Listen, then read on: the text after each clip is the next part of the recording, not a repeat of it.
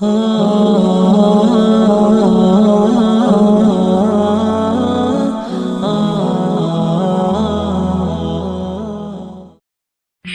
اللہ کے نام سے جو بڑا مہربان نہایت رحم والا ہے۔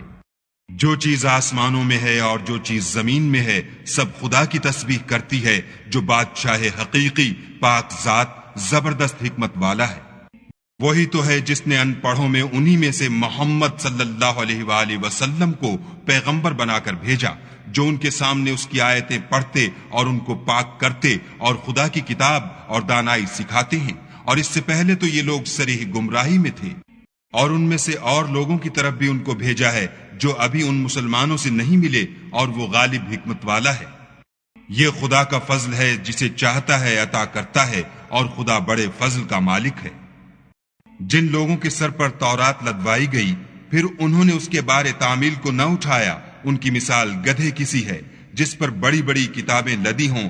جو لوگ خدا کی آیتوں کی تکذیب کرتے ہیں ان کی مثال بری ہے، اور خدا ظالم لوگوں کو ہدایت نہیں دیتا۔ کہہ دو کہ اے یہود، اگر تم کو یہ دعویٰ ہو کہ تم ہی خدا کے دوست ہو اور لوگ نہیں، تو اگر تم سچے ہو تو ذرا موت کی آرزو تو کرو، اور یہ ان اعمال کے سبب جو کر چکے ہیں ہرگز اس کی آرزو نہیں کریں گے، اور خدا ظالموں سے خوب واقف ہے۔ کہہ دو کہ موت جس سے تم گریز کرتے ہو وہ تو تمہارے سامنے آ کر رہے گی، پھر تم پوشیدہ اور ظاہر کے جاننے والے خدا کی طرف لوٹائے جاؤ گے، پھر جو کچھ تم کرتے رہے ہو وہ تمہیں سب بتائے گا۔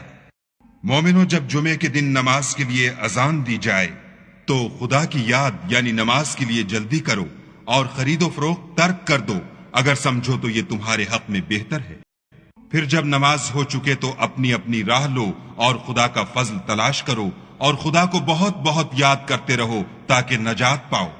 اور جب یہ لوگ سودا بکتا یا تماشا ہوتا دیکھتے ہیں تو ادھر بھاگ جاتے ہیں اور تمہیں کھڑے کا کھڑا چھوڑ جاتے ہیں۔ کہہ دو کہ جو چیز خدا کے ہاں ہے وہ تماشے اور سودے سے کہیں بہتر ہے، اور خدا سب سے بہتر رزق دینے والا ہے۔